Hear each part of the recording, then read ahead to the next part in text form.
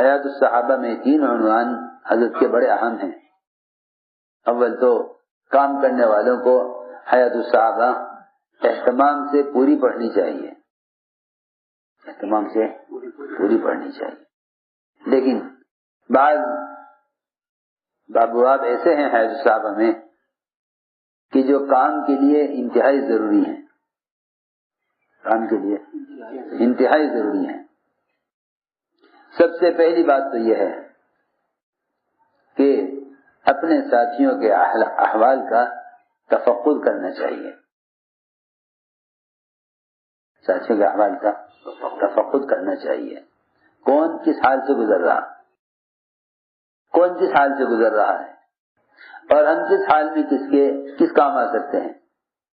فرمایا حضور اکرم صلی اللہ علیہ وسلم نے، مدد کرو ظالم کی بھی مظلوم کی بھی، مدد کرو ظالم کی بھی مظلوم کی بھی. جتنا مظلوم مدد کا محتاج ہے، جتنا مظلوم مدد کا محتاج ہے، اس سے زیادہ ظالم مدد کا محتاج ہے. جتنا مظلوم اس سے زیادہ کیوں؟ تو کیسے ہو سکتا ہے؟ مظلوم سے زیادہ ظالم مدد کا محتاج ہے، اس لیے کہ مظلوم کی مدد تو اللہ تعالیٰ براہ راست کرنے والے ہیں، بلکہ مظلوم تو دوسروں کی مدد کا خود ذریعہ ہے. مظلوم تو خود ذریعہ ہے، مظلوم تو دوسروں کی مدد کا خود ذریعہ ہے. فرمایا تنصرون وتجبرون بدعفاء، سمجھے کہ تم میں جو کمزور ہیں اور مظلوم ہیں ان کی وجہ سے تمہاری مدد کی جاتی ہے. ظالم کو مظلوم سے زیادہ مدد کی ضرورت ہے، اس لیے کہ مظلوم کی تو اللہ خود مدد کرنے والے ہیں، مظلوم کی اللہ خود مدد کرنے والے ہیں.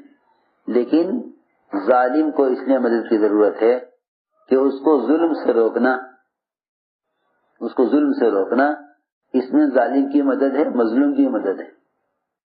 ظالم کو ظلم سے روکنا، اس میں ظالم کی مدد ہے اور مظلوم کی مدد ہے.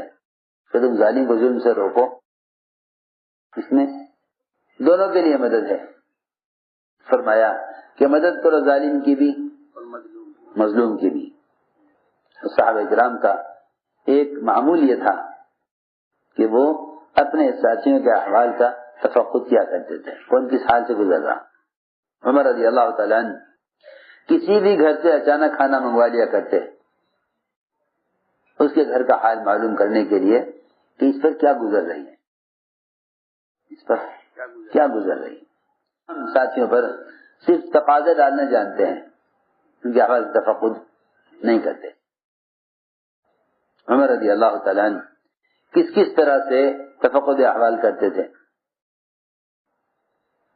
عمر بن سعد جب 1 سال تک ہند سے انہوں نے کوئی خبر نہ دی تو عمر رضی اللہ تعالیٰ عنہ نے اس خیال سے کہ شاید اس کے گھر کا حال کیا ہوگا 100 دینار دے کر بھیجا حارث کو کہ ان کے گھر میں رہ کر ان کا حال معلوم کرو کہ ان کے گھر میں فاقہ ہے یا ان کے گھر میں کھانے کا انتظام ہے.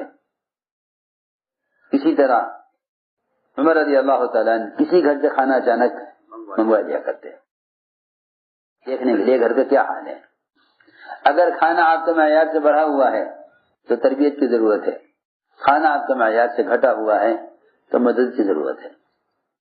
یہ تفقد احوال. تو یہ تو کام کرنے والے ساتھیوں کا تفقد ہوا، ورنہ ابو بکر عمر رضی اللہ عنہما ان دونوں کے درمیان اس بات کا مقابلہ ہوتا تھا کہ کسی بیوہ، یتیم، مسکین، پریشان حال کے کون زیادہ کام آئے.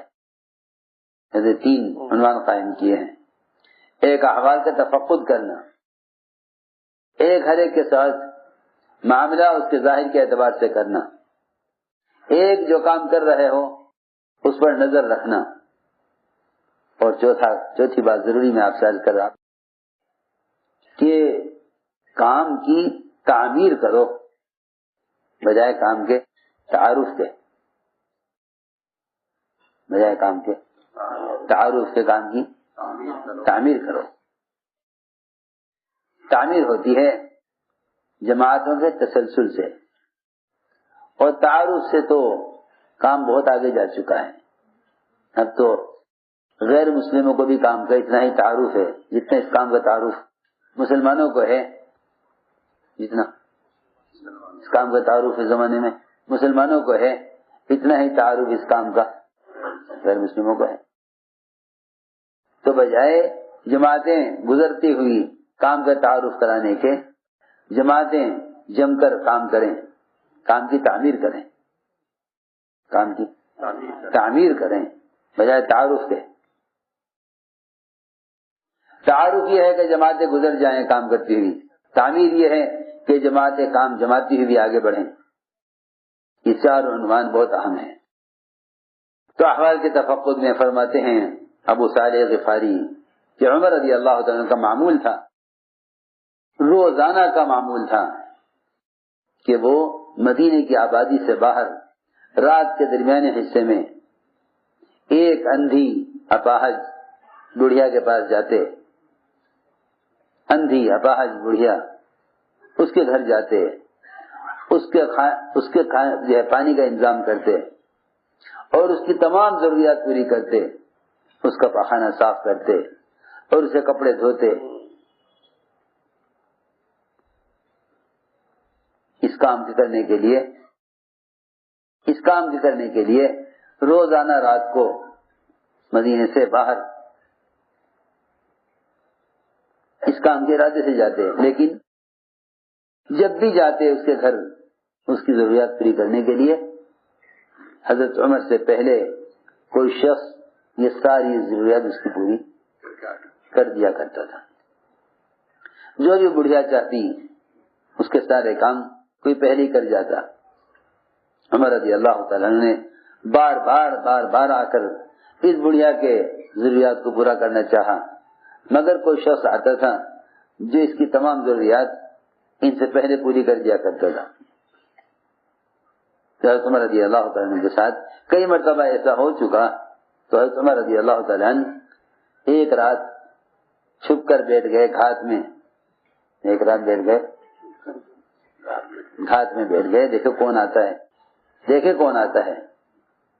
چنانچہ رات کو دیکھا کہ ابو بکر صدیق رضی اللہ تعالیٰ عنہ وہ اس بڑھیا کے پاس آیا کرتے تھے. حالانکہ اس زمانے میں خلیفہ تھے.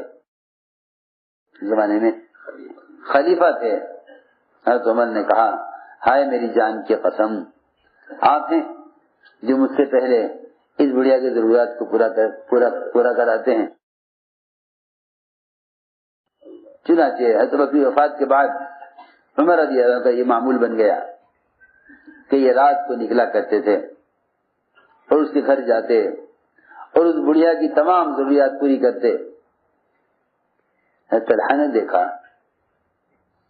کہ عمر رات کی تاریکی میں اور رات کے سناٹے میں عمر ایک اجنبی گھر میں جاتے ہیں. طلحہ رضی اللہ عنہ کو خیال ہوا کہ آخر حضرت عمر کے گھر میں کیا کام. دیکھا کہ عمر رات کو ایک گھر میں داخل ہوئے، پھر وہاں سے نکلے دوسرے گھر میں داخل ہوئے. حضرت طلحہ نے دیکھ لیا. صبح کو طلحہ رضی اللہ تعالیٰ عنہ اس گھر میں گئے. اچانک دیکھا کہ اس گھر میں تو ایک اپاہج بڑھیا اندھی وہ بستر پر پڑی ہوئی ہے. حضرت طلحہ نے پوچھا بڑھیا سے کہ یہ کون آدمی ہے تیرے پاس آتا ہے، کیا بات ہے، کیوں آتا ہے آدمی؟ بڑھیا نے کہا کہ یہ تو میرے پاس بہت زمانے سے آتا ہے. یہ تو میرے پاس بہت زمانے سے کئی سال سے آتا ہے اور میری تمام ضروریات پوری کر دیتا ہے اور میری ہر حاجت پوری کرتا ہے اور میرا پخانہ صاف کرتا ہے، میرے کپڑے دھوتا ہے. طلحہ نے کہا یہ بات سن کر کہ اے طلحہ تجھے تیری ماں گم کرے، تو عمر کی لفظ تلاش کرنے نکلا تھا کہ ہم اس گھر میں کیوں آتے ہیں. دوسری بات یہ ہے، دیکھو بھائی، کام کرنے والوں کو چاہیے کہ اس طرح چلیں اور کام میں ایسے یکسو ہو کر چلیں کہ جس سے ساتھیوں کا اوپر سے اعتماد ختم نہ ہو. دیکھو بہت ضروری بات ہے، اپنا اعتماد کام کے اعتبار سے باقی رکھنا ساتھیوں کے ساتھ چلنے کے لیے ضروری ہے. سمجھے نا؟ ساتھیوں کے ساتھ چلنے کے لیے ضروری ہے اپنا اعتماد باقی رکھو. ورنہ اگر ایک دکان کے ملازم سے بھی اعتماد اٹھ جائے تو اس سے بھی مالک کام لیتے ہوئے گھبراتا ہے. بہت ضروری بات ہے.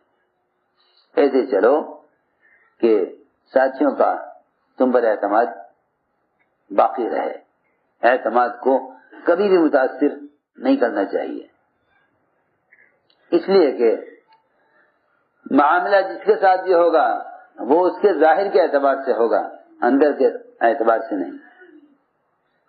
اس کے اندر کے اعتبار سے نہیں، معاملہ ظاہر کے اعتبار سے ہوگا. ہر شخص کو چاہیے کہ وہ اپنے ظاہر کے اعتبار سے اعتماد کو بحال رکھے. عبداللہ بن عتبہ بن مسعود کہتے ہیں کہ میں نے سنا حضرت عمر رضی اللہ عنہ فرماتے ہوئے کہ حضور اکرم صلی اللہ علیہ وسلم کے زمانے میں تو وحی کا سلسلہ جاری تھا، تو لوگوں کا مواخذہ وحی کے ذریعے ہو جایا کرتا تھا. بہت سے موقع سیرت میں ایسے ہیں کہ کسی نے چھپ کر کوئی کام کیا، وحی سے پتہ چل گیا. بہت قصے ہیں. حاتم بن ابی بلتعہ کا وحی سے پتہ چلا. اس فاسق نے جس نے حضور اکرم صلی اللہ علیہ وسلم کے زکوٰۃ وصول کرنے والے کو غلط خبر دی تھی بنو مصطلق کے بارے میں، اس کا بھی پتہ وحی سے چلا. اور بہت سارے موقع ہیں. تو آپ کے زمانے میں تو حضرت فرما رہے ہیں کہ آپ کے زمانے میں تو وحی کے ذریعے لوگوں کا مواخذہ ہو جایا کرتا تھا. اب وحی بند ہو گئی، اب وحی منقطع ہو گئی. حضرت نے فرمایا اب ہم تمہارا جو مواخذہ کریں گے اور تمہارے ساتھ جو معاملہ کریں گے وہ تمہارے ظاہری اعمال اور تمہاری ظاہری حالت کے اعتبار سے کریں گے.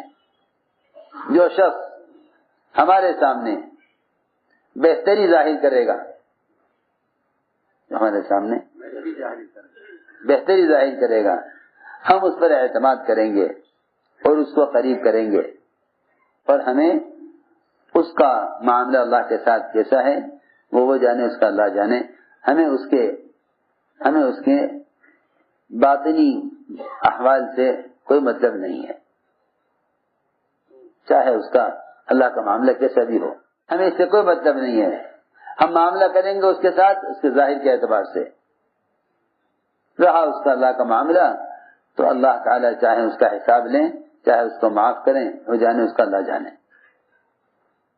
لیکن ہم ایسے شخص کو پر اعتماد کریں گے اور اس کو قریب کریں گے اور ہمیں اس کے اندر کے معاملات سے کوئی مطلب نہیں ہے. اللہ یحاسبہ، اللہ اس کا محاسبہ خود کریں گے. اور جو شخص ہمارے سامنے برائی کو ظاہر کرے گا، جو ہمارے سامنے برائی ظاہر کرے گا، جس کا ظاہر اچھا نہیں ہوگا، نہ ہم اس پر اعتماد کریں گے نہ ہم اس کی تصدیق کریں گے. اگرچہ وہ یہ کہے کہ بھائی اس کا معاملہ اللہ کے ساتھ بہت اچھا ہے، معاملہ اس کا اللہ کے ساتھ بہت اچھا ہے، چاہے اس کا معاملہ اللہ کے ساتھ کتنا بھی اچھا ہو، لیکن اگر ظاہر کے اعتبار سے وہ شخص صحیح نہیں چل رہا ہے تو ہم نہ اس پر اعتماد کریں گے نہ اس کو قریب کریں گے نہ اس کی تصدیق کریں گے. اگرچہ وہ یہ کہتا ہو کہ اس کا معاملہ اللہ کے ساتھ بہت اچھا ہے. عجیب بات ہے، تو میں نے فرمائی. ایک ہے کہ کام کرنے والوں کی کام پر نظر ہو. دیکھو ہمارے یہاں یہ آمد صوبوں کی صرف اصل مقصد کے لیے ہے تاکہ کام پر سب کی نظر رہے. یہ کام کیسے ہو رہا, سب کا اجتماع طور پر جمع ہو کر کام کے ایک ایک پہلو پر نظر رکھنا, یہ آپس کی اجتماعیت کے لیے, وحدت کلمہ کے لیے, وحدت فکر کے لیے ضروری ہے. حضرت عنوان قائم کیا النظر فی العمل, کہ دیکھو یہ دیکھیں ذمہ دار کہ جو کام کرنے کے لیے کہا گیا وہ کیسے ہوا, یہ نہیں کسی ہدایت دے کر فارغ ہو جائیں, بلکہ کارگزاری ایسی سنت ہے کہ جب کارگزاری سنانے کے لیے چھوٹا آگے بڑھا تو حضور اکرم صلی اللہ علیہ وسلم نے فرمایا کہ نہیں بڑا سنا ہے کارگزاری بڑا سنا ہے. فرماتے عمر رضی اللہ تعالیٰ عنہ ساتھی نے فرمایا تمہارا کیا خیال ہے اگر میں تم میں سب سے بہتر آدمی کو تمہارا ذمہ دار بنا دوں اور تمہاری جماعت تیار کر دوں اور اس ذمہ دار کو تمہارے ساتھ عدل اور انصاف کی بھی ہدایت کر دوں, کیا میں نے ذمہ داری اتنی پوری کر دی؟ صحابہ نے عرض کیا کہ آپ کی ذمہ داری پوری ہو گئی. فرمایا نہیں, میری ذمہ داری پوری نہیں ہوگی جب تک میں یہ نہ دیکھ لوں کہ جماعت نے کام ہدایات کے مطابق کیا یا نہیں کیا.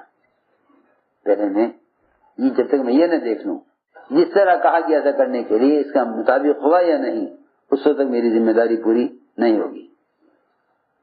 ایک سب سے اہم کام یہ ہے حضور اکرم صلی اللہ علیہ وسلم اور خلفائے راشدین کا معمول یہ تھا کہ جب وہ کسی ایک علاقے میں جماعت بھیجتے تو اس جماعت کی واپسی سے پہلے اگلی جماعت آگے کا کام سنبھال لیا کرتی تھی, پھر یہ جماعت واپس ہوتی تھی. اس کو میں عرض کر رہا تھا کہ کام کی تعمیر اصل ہے, کام کی تعمیر اصل ہے, تعارف نہیں. کام کی تعمیر اصل ہے, تعارف نہیں. چنانچہ یہ سنت ہے کہ کسی بھی علاقے میں ایک جماعت جائے اس کی واپسی سے پہلے اگلی جماعت وہاں پہنچ جائے. عبداللہ بن کعب بن مالک انصاری فرماتے ہیں کہ انصار کی ایک جماعت فارس میں کام کر رہی تھی اپنے امیر کے ساتھ, اور عمر رضی اللہ عنہ کا معمول یہ تھا کہ وہ جماعت کی واپسی سے پہلے اگلی جماعت بھیج دیا کرتے تھے مدینہ منورہ سے. لیکن حضرت عمر رضی اللہ تعالیٰ عنہ جماعت روانہ کر کے ایسے مشغول ہوئے کسی کام میں کہ اگلی جماعت بھیجنا یاد نہیں رہا. ہمارا تو حال یہ ہے, کوئی تقاضا بھی کرتا رہے گا جی جماعت بھیج دو, سال بھر ہو گیا ہمارا کوئی جماعت نہیں آئی, بھائی حضرت کہیں گے ہاں بھیج دیں گے. وہاں معمول یہ تھا کہ جب تک اگلی جماعت نہ آ جائے پہلی جماعت واپس نہیں ہوتی تھی. چنانچہ اس جماعت کا وقت پورا ہو گیا, جماعت کا وقت پورا ہو گیا. اب یہ انتظار میں کہ اگلی جماعت آئے تو ہم واپس ہوں. انہیں کام تصور کریں بھائی اتنا کام نے کر لیا, آگے تم کرو. لیکن جماعت آئی نہیں. وہ انتظار کرتے رہے یہاں تک کہ وہ انتظار کرتے کرتے جماعت مدینے واپس آ گئی. حضرت عمر نے دیکھا کہ جماعت واپس آ گئی, اگر جماعت گئی نہیں. حضرت عمر کو سخت غصہ آیا ان پر اور ڈانٹا حضرت عمر نے انہیں, حالانکہ وہ سب کے سب صحابہ تھے. حضرت عمر نے ڈانٹا ان کو اور یہ ڈانٹ کے فرمایا کہ تم کیسے آ گئے اگلی جماعت کے جانے سے پہلے واپس. ان لوگوں نے کہا اے عمر آپ تو جماعت بھیج کر بھول گئے, ہمیں بھیج کر آپ اگلی جماعت بھیجنا بھول گئے, اور آپ تو ہم سے غافل ہو گئے. اور اے عمر آپ نے حضور اکرم صلی اللہ علیہ وسلم کا وہ طریقہ چھوڑ دیا جس کا آپ نے ہمیں حکم دیا تھا. یہ جماعت نے حضرت عمر سے کہا کہ آپ نے وہ طریقہ چھوڑ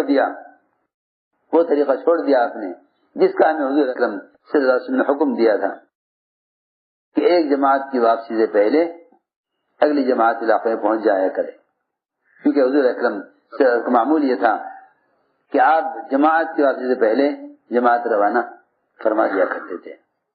تو جو علاقے کمزور ہیں خاص طور پر وہاں کا معمول یہ رہنا چاہیے، جماعت کی واپسی سے پہلے اگلی جماعت بھیج دی جائے۔